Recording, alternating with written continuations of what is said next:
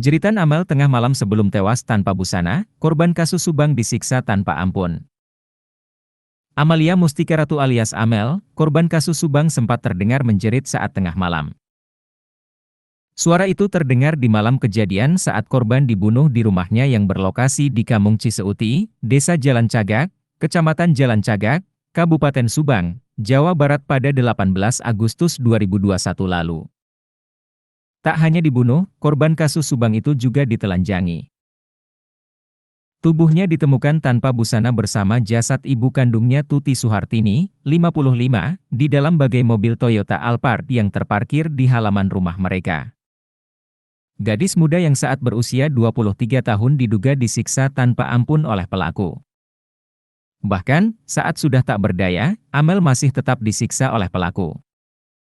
Danu melihat pelaku lain membenturkan kepala Amel ke dinding, ucap Direktur Kriminal Umum Polda Jabar Kombes Pol Surawan. Menurut Kombes Pol Surawan, hal itu dilihat tersangka Danu setelah mendengar jeritan sepupunya dari dalam rumah. Saat itu, Danu langsung lari untuk mengetahui apa yang sedang terjadi. Setelah mendengar teriakan dari korban yang bernama Amel, Amalia, ini, terangnya. Pihaknya pun saat ini sudah menggelar prarekonstruksi kasus pembunuhan Subang.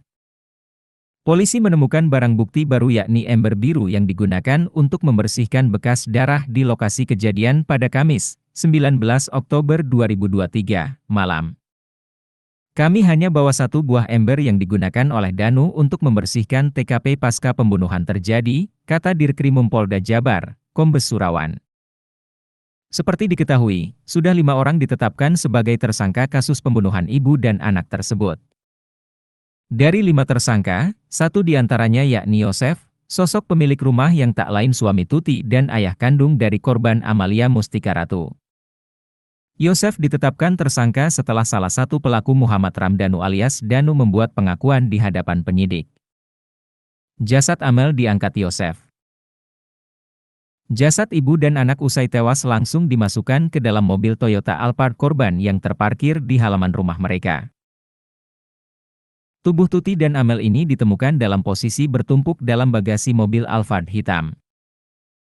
Danu, keponakan korban bersaksi sebenarnya ia berada di lokasi saat pembunuhan ibu dan anak di Subang. Bukan lihat lagi, jasad dimasukkan ke Alphard, Danu disuruh, Yosef, bantu angkat. Jadi yang angkat itu Arigi, Abi, Yosef dan Danu.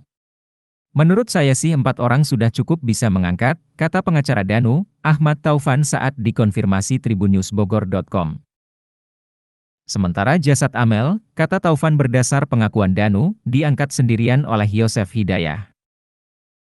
Kalau Amel dari kamar ke kamar mandi ke Alphard itu Pak Yosef sendiri, jelasnya. Kata Ahmad Taufan, Danu tak mengetahui alasan dan tujuan 2 jasad korban kasus Subang ditempatkan di mobil Alphard hitam. Danu gak tahu untuk yang kayak gitu, katanya. Download Tribun X sekarang, menghadirkan lokal menjadi Indonesia.